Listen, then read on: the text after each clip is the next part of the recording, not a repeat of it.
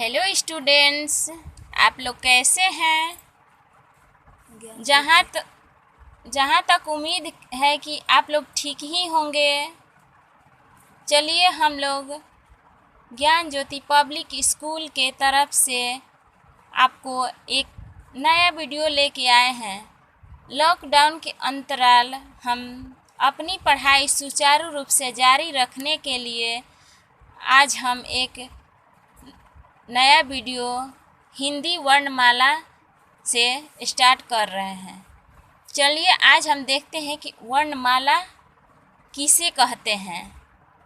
किसी भी भाषा के वर्णों ध्वनि चिन्हों के व्यवस्थित समूह को हम वर्णमाला कहते हैं। क्या कहते हैं? वर्णमाला।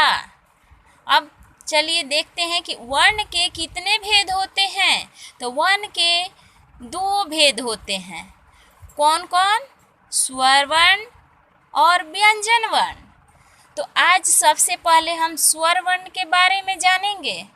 अ से अ तक जितने भी वर्ण होते हैं ये सभी स्वर वर्ण के अंतर्गत आते हैं। अब क्वेश्चन मेरा है कि स्वर वर्ण किसे कहते हैं। तो आप सुनिए कि स्वर वर्ण किसे कहते हैं।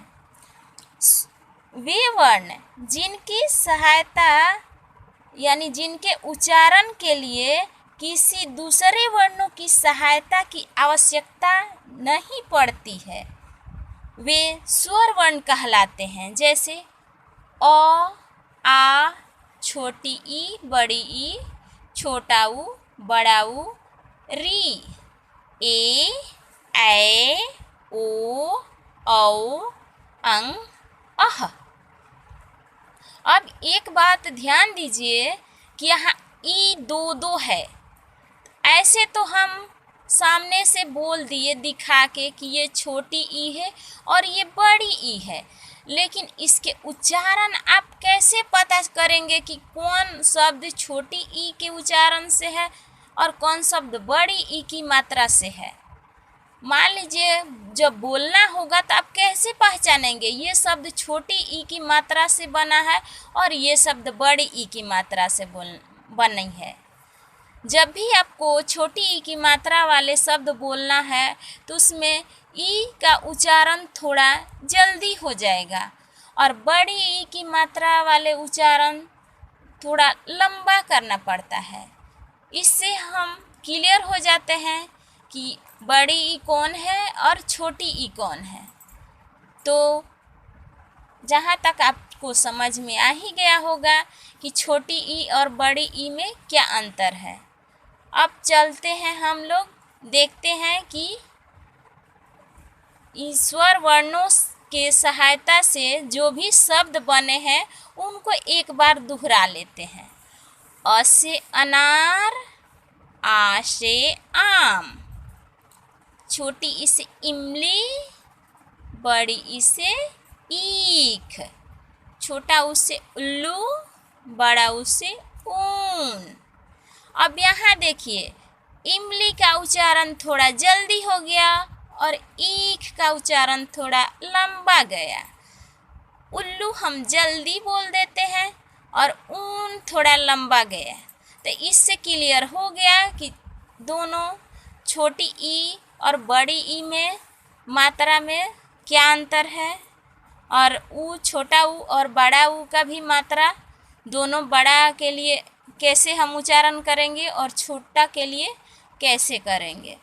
अब यहाँ देखिए री से ऋषि, ए से एड़ी, ऐसे ऐनक, ओ से उखली, औ से औरत, अंग से अंगूर, अह से अह। ये जो अह है इससे तो कोई शब्द नहीं बनता, लेकिन इसका प्रयोग शब्दों के लास्ट में बहुत बार हमें देखने को मिलता है। तो चलिए अब हम व्यंजन वर्ण की ओर चलते हैं। तो चलिए देखिए यहाँ हम व्यंजन वर्ण अब देखेंगे कि व्यंजन वर्ण किसे कहते हैं। जिन वर्णों के उच्चारण में स्वरों की सहायता ली जाती है उसे हम व्यंजन वर्ण कहते हैं। व्यंजन वर्णों के उच्चारण मुख से निकलने वाली वायु में रुकावट होती है। जब हम व्यंजन वर्ण का उच्चारण करते हैं तो हमारे मुख से जो भी हवा निकलता है उसमें रुकावट होती है। चलिए आइए देखते हैं कि क से ज्ञ तक जितने भी वर्ण होते हैं ये सभी व्यंजन वर्ण कहलाते हैं।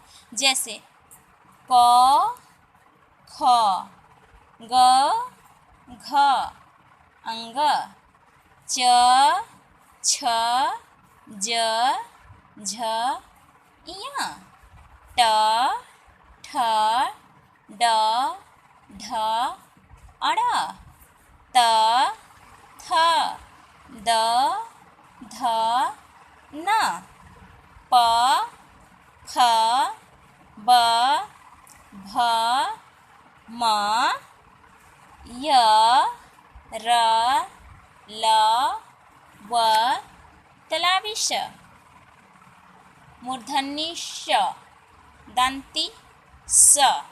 अब यहाँ भी ध्यान दीजिए, 3 ठो स है लेकिन तीनों का उच्चारण अलग अलग है।